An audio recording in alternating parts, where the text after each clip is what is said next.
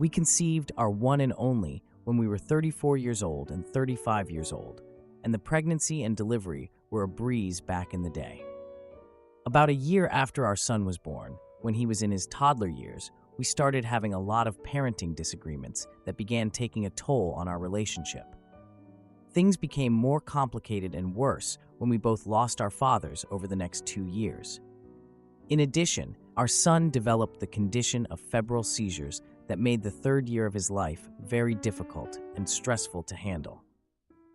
It took about 3.5 to 4 years for us to recover from everything that happened since his birth and to take a breather. She approached me when she was 38.5 years old. Our son was 3.5 years old, to ask if I wanted another child. This was in 2020, and infection 19 was rampant, with vaccines not yet available. I was scared, especially given all the public messaging on the severity of the virus, particularly towards pregnant women. I figured, why not wait a few months? We could start trying once the vaccines were ready and we were vaccinated. We began trying for a second child in earnest a few months after her 39th birthday, and I was really expecting that we would be successful.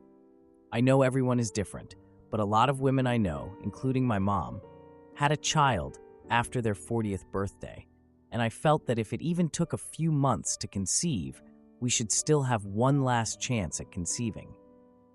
We may have had bad luck, as there clearly was an early miscarriage at week 7 after her 40th birthday, along with a few chemical pregnancies. After she turned 40, I encouraged her to at least speak with a fertility clinic. Her blood work was still acceptable for trying back then, so we returned to trying naturally, 2 years into that, and we are still at square one. I tried convincing her again that if she is really serious about adding a second child, it is unlikely to work without assistance. But she is vehemently opposed to any sort of treatment. I know in vitro fertilization can be very invasive and can really disrupt hormonal balance, but she is even opposed to something like in vitro fertilization with donor eggs, which is the least invasive option as I understand it. She has applied to adopt, as that is the only route she can agree to. And while we wait for something to come back from the adoption agency, she is open to continuing to try naturally. Although given that we have tried for 3 years without success, and considering our ages, it is unlikely to work. I deeply regret insisting on waiting for the infection 19 vaccines, and now she blames me for the situation, as I made her wait until the end of her fertile years. I genuinely thought we had time to conceive a second child. Even back then, I had offered her the possibility of doing artificial insemination at home, as I couldn't mentally bring myself to the task. But she rejects anything that is not natural. I feel I will always have this resentment and regret of not being able to conceive a second child naturally, and part of me feels she wasn't as serious about having a child again, given how opposed she is to any sort of fertility treatment. This has strained our relationship, and I am not sure how to navigate this. Either way, I feel I will end up with regret and resentment about not being able to have the family I imagined. All this to say, I am not against adoption per se, but it isn't a guaranteed route by any means, and also has a waiting period by when we would be even older and may not qualify for a newborn anymore. I personally feel it's much more practical to accept in vitro fertilization with donor eggs, as it would be a quicker process, plus there would likely be some genetic link between the children.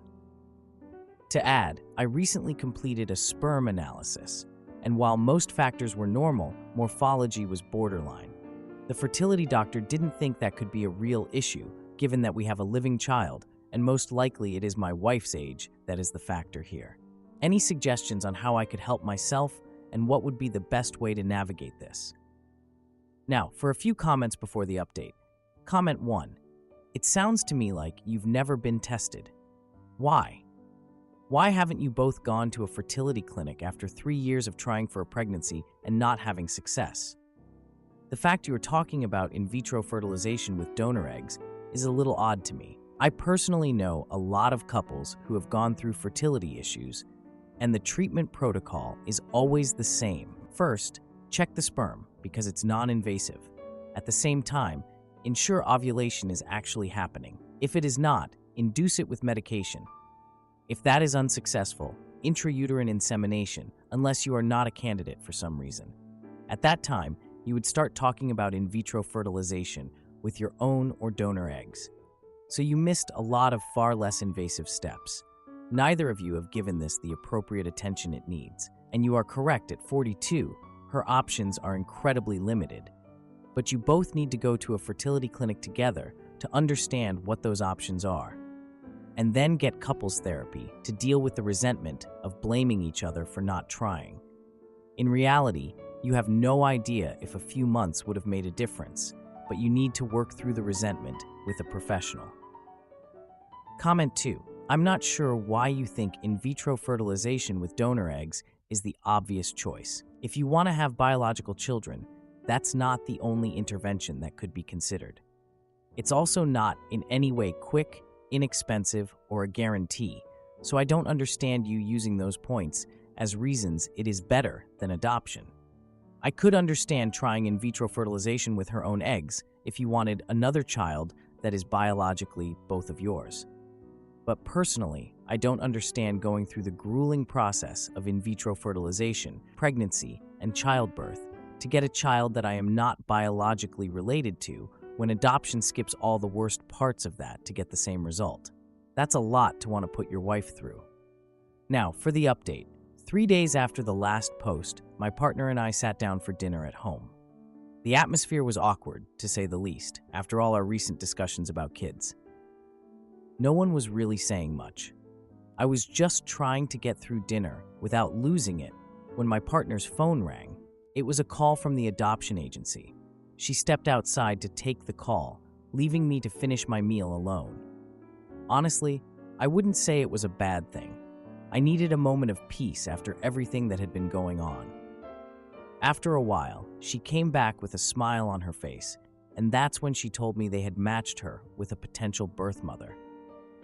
She was excited, and I couldn't help but feel a little bit of that energy too. We agreed to meet the birth mother in a week, which meant we had to prepare our home. So much to do. We were both excited, but there was a lot of work ahead of us. That night, I suggested we start working on the nursery. I mean, it felt like a good idea, right? But my partner hesitated. She said we should wait until things were more certain. More certain? I wanted to scream. We just got matched with a birth mother. What could be more certain? But I held it together. I just nodded and let it go for that moment. The next day, we went to a family gathering for my brother's birthday. I was really hoping for some good food, to be honest. Everyone was excited about the baby news. They were congratulating us, asking us questions and all that. My partner, though, she quickly changed the subject when people brought it up. It made me feel even more disconnected from her. I wanted to talk about it. I wanted to share our excitement with our family. Later on, at the party, I overheard my sister-in-law talking about how easy it was for her to get pregnant. It was like a knife in my gut. I know she meant no harm, but hearing that just stung, you know? It reminded me of the struggle we were facing. We got home that night, and I confronted my partner about her changing the subject at the party. It was like a volcano erupted. She snapped back at me, saying she was trying to protect me from people asking awkward questions. The argument escalated from there. I accused her of not being committed to having another child. I couldn't help myself. I was just so frustrated. She shot back, saying she was the one who applied for adoption and that I was the one holding back. Ouch. That hit hard. The next day, while grocery shopping, I ran into a former colleague who asked about my family plans. Just what I needed. I gave them a vague answer and tried to move on with my day. That evening, my partner and I met with the adoption counselor to discuss the process. The counselor brought up the importance of being on the same page about parenting styles. That was a huge understatement. This led to a heated discussion about how we would raise the child, and it just made everything worse. The following weekend, we attended a friend's wedding. We were surrounded by families, and my partner wanted to dance, but I declined. I just wanted to sit and watch. I felt like I was in a fog, and dancing was the last thing I wanted to do. On Monday, I got a message from the adoption agency saying the birth mother wanted to meet sooner than planned. My partner and I agreed to meet her at a local coffee shop. The day of the meeting, we arrived early and sat in silence, each lost in our thoughts. The birth mother arrived and the initial introductions were awkward. We talked a bit, but it was all surface-level stuff. After the meeting, we left the coffee shop without saying much to each other. Once home, I tried to discuss the meeting, but my partner seemed uninterested. I suggested that we go to couples counseling to help navigate our issues, but she dismissed the idea right away. I felt like I was hitting a wall. Whenever I tried to bring up counseling, she would just shut it down. Tension escalated over the next few days. We were both avoiding the topic of children like it was a plague. Finally, I found an email from the adoption agency about a follow-up meeting. My partner revealed she was having doubts about the adoption and suggested we focus solely on trying naturally again. I didn't know what to say. I felt like I was on an emotional roller coaster. To answer a few questions, we decided to adopt after years of trying unsuccessfully for a second child. We wanted to try naturally first, but after 2 years with no success, my partner applied for adoption. She recently matched with a birth mother and was excited, but I've noticed her reluctance to prepare a nursery and talk about parenting. This led to our disagreements, and now she's suggesting we focus only on trying to conceive naturally again. Am I the idiot for leaving my boyfriend after he threw a glass at me and his daughter? So my boyfriend has recently undergone a traumatic event. He went in for a simple procedure that ended with complications and him needing part of his colon taken out and an ostomy bag. It has been a huge life change, and he can be put back together in a couple of months, so he won't have the bag forever. For reference, my boyfriend is 50 years old and I am 28 years old. We've been together 7 months. Before this happened, we were having relationship issues. He would have massive mood swings and become extremely angry when something small went wrong. I was thinking of ending the relationship due to being on eggshells all the time. Then this happened. I do not want to toot my own horn here, but I have gone above and beyond trying to help him. I stayed multiple nights in the hospital. I was there every day. I have learned how to change his bag. I changed the dressings on his incision every day. I have cooked, cleaned his entire house, and I spend every free moment I am not working at the house with him. He can't leave or go anywhere right now because he has nurses coming in twice a week. I have been as patient as I can, but he has been so nasty to me. For days, he will talk to me with disdain in his voice and snap at me. He never says thank you for anything I do, which I don't really need but would appreciate once in a while. He has a daughter who is 17 years old, and he is also very rude to her, and it seems like no matter what we do, he is resentful. Just 2 nights ago, he finally thanked me for all I've been doing. He said he knows he can be very miserable and grumpy. Then last night, he got mad at me because there wasn't much food in the house for him to eat, and he made comments about me going to the gym, saying he just has to fucking sit here by himself. I started crying and got upset, asking him why he treats me this way when I do all I can to show him I love him. He told me I was overreacting and that it was just a stupid comment, and I don't need to call the whole relationship into question. Whenever we fight and I tell him how I feel, he says I turn it into something way bigger than I need to, which makes me insecure and wonder if he will leave me because of it. I have done everything I can to show my empathy and understanding. I can't imagine how he's feeling after this huge life change, but being treated like this every day is wearing on me.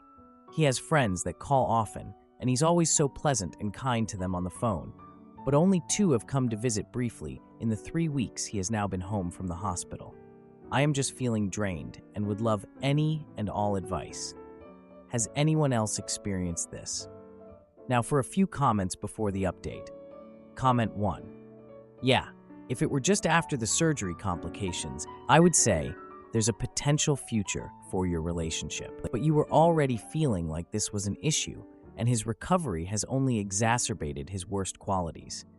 You aren't married to him, so you're not breaking any vows. It's a difficult situation, but you're probably better off with a guy who will try to respect you and not minimize your concerns. Comment 2. I was going to come into this with a nursing perspective on how emotionally challenging a new ostomy can be. But then I see the 22-year age gap. And then I see that he was a jerk before the surgery. And then I see that he's also emotionally hurtful to a child.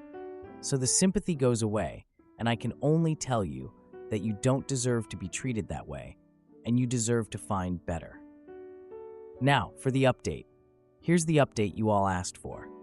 It's been a week since I posted, and things got even worse with the boyfriend. His daughter Sarah moved in with us temporarily after a fight with her mom. She was stressing out about her dad's mood swings and how he treated both of us, like we're just here to serve him or something. I noticed she started skipping meals, which he brushed off as typical teenage stuff. I had to step in and make her eat something. Last week, the boyfriend got a visit from an old friend, Mark, who he hadn't seen in years. I was shocked to see him laughing and joking with Mark, acting like a normal human being.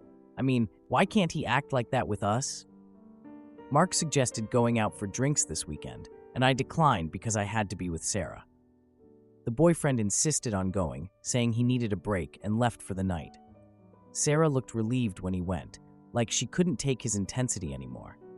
The next day, he came home late, smelling like a brewery, and immediately snapped at Sarah for not cleaning up after herself.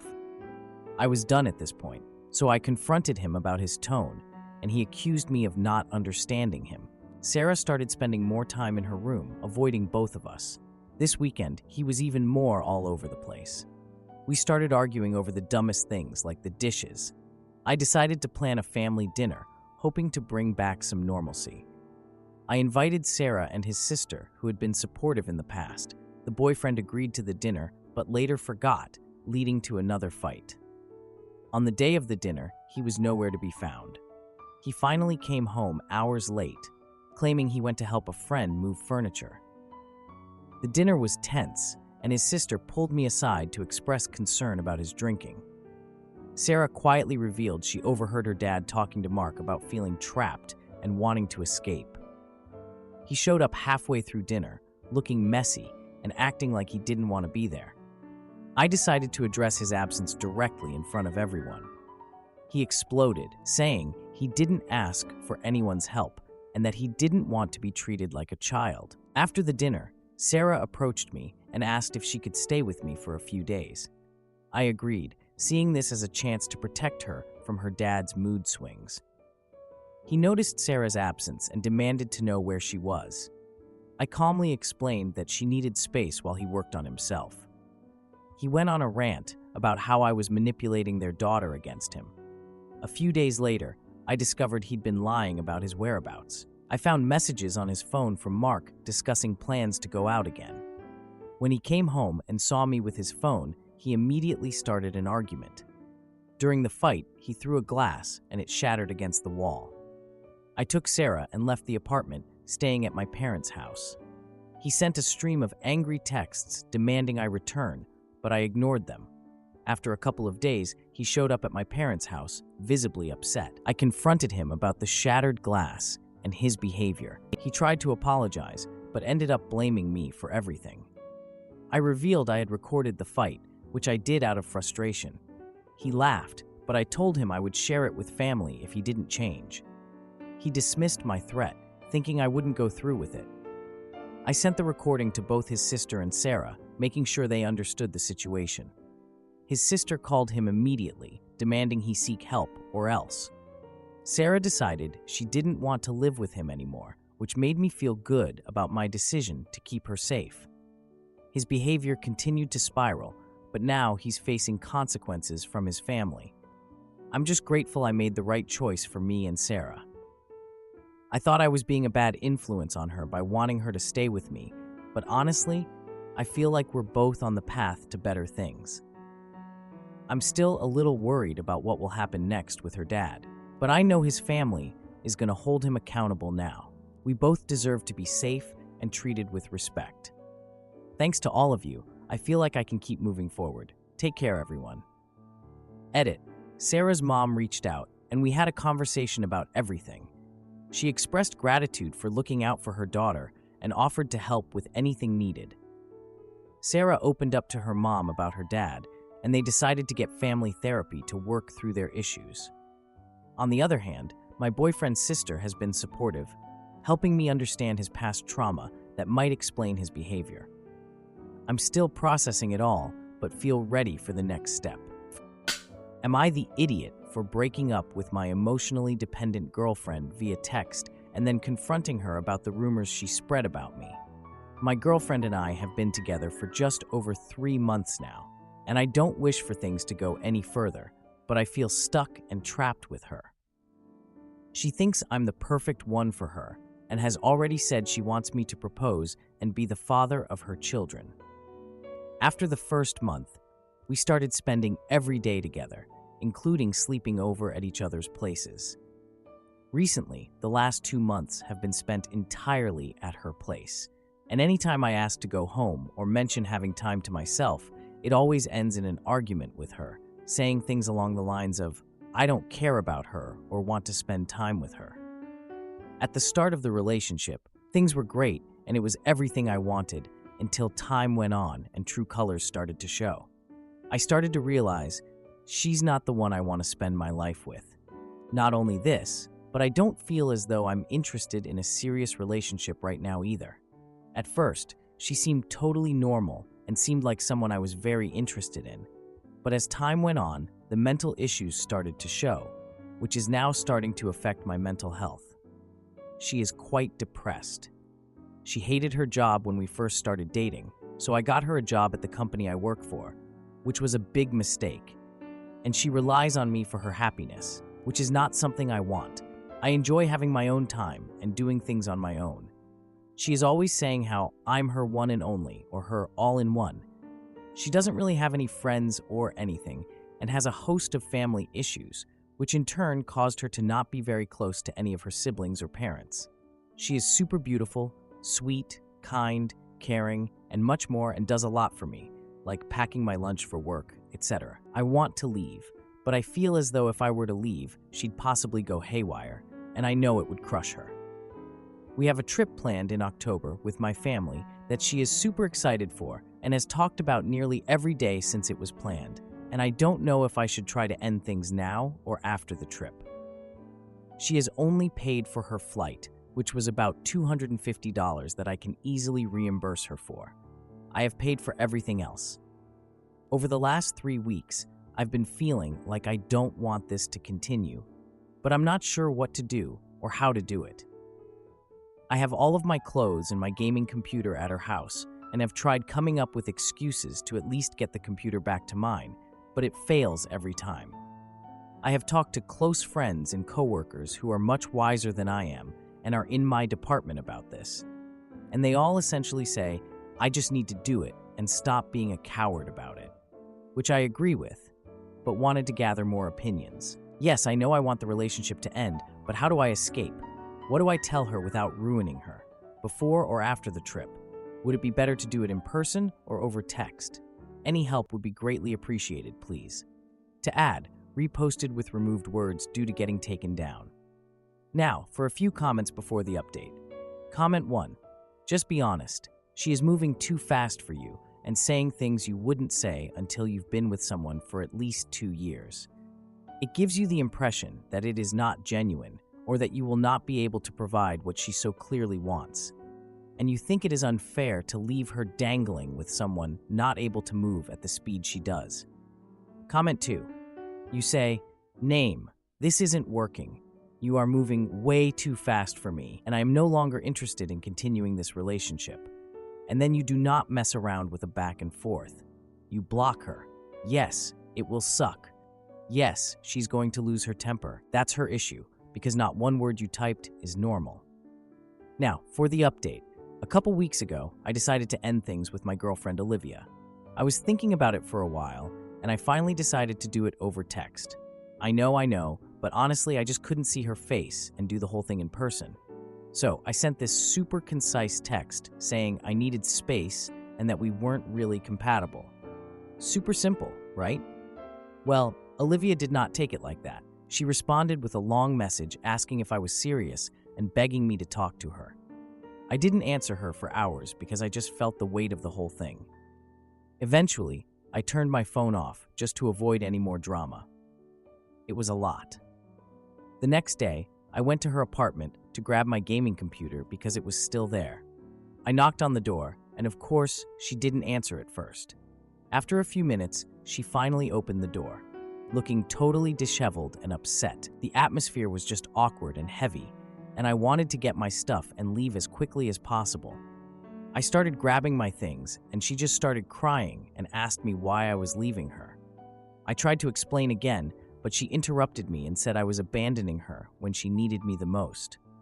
Then, she threw my computer bag at me, but it missed and hit the wall instead. I just left her apartment feeling a mix of relief and kinda worried about her. A week later, I went to my friend's birthday party. I just wanted to escape all this crap. But at the party, I noticed a bunch of friends whispering and looking at me. One friend came up to me and said that Olivia had been spreading rumors about me, and I was super confused. I asked for more details, and he told me that she was saying I was a terrible boyfriend. I couldn't believe this was happening. The rumors started messing with my friendships too, which sucked, so I decided to confront Olivia about it at a family dinner we had planned. At the dinner, I sat across from Olivia, who was just animatedly laughing with my family. I waited for a moment when she paused and then asked her about the rumors. She just laughed it off like it was nothing, saying it was all a joke and that I was overreacting. I tried to press her on it, and the mood just shifted. My family looked super uncomfortable. My sister, who was sitting beside me, even asked Olivia if it was really just a joke, and Olivia snapped back and said, I was the one who didn't care about anyone but myself. Then, everything just went crazy. The argument escalated, and my parents tried to mediate but just couldn't. I ended up leaving the dinner early because I felt so humiliated. A few days later, my mom called me. She said that Olivia had shown up at their house unannounced, saying she wanted to talk about our relationship with my parents. I came home to find Olivia sitting in my living room with my parents. My mom looked worried, and my dad was just silent, clearly uncomfortable. Olivia started to cry and painted this picture of me being the villain. I tried to defend myself, but her tears just overshadowed everything I said. My parents ended up siding with her, saying they were concerned for her mental state. The conversation ended with her leaving and saying she hoped I'd reconsider. The next day, I went to her place to pack up the rest of my stuff. She had a note in my bag, which was just this huge apology for her behavior and her asking for forgiveness. I don't know, man. I just feel all over the place right now. Like, I thought I was doing the right thing by breaking it off, but now my parents are all worried about her and think I'm some kind of monster. I feel guilty for dragging my friends into this whole mess, and now my family too. And Olivia's note was so confusing. She apologizes but then talks about wanting me back, and it's just a lot. I guess I'm still trying to wrap my head around everything, so there might be more updates as I work through it. Edit. A lot of people have been asking about my parents' reaction and why they sided with her. My parents have always prioritized stability and making sure everyone is okay. They see Olivia as this sweet girl who was always nice to them, and I guess they just didn't know the full story. I've also heard from friends and coworkers about Olivia's behavior at my workplace, and it's been pretty concerning. She showed up uninvited and told everyone we were on a break, which isn't true. My friends are still supportive, but things are awkward. My family is still checking in on me, and it's just added pressure. I'm still figuring out my next steps and trying to manage everything. If you like this video, you'll probably like these too. Also, while you're here, please consider subscribing. It's your support that keeps this channel alive and allows me to make better and longer videos. Have a great day.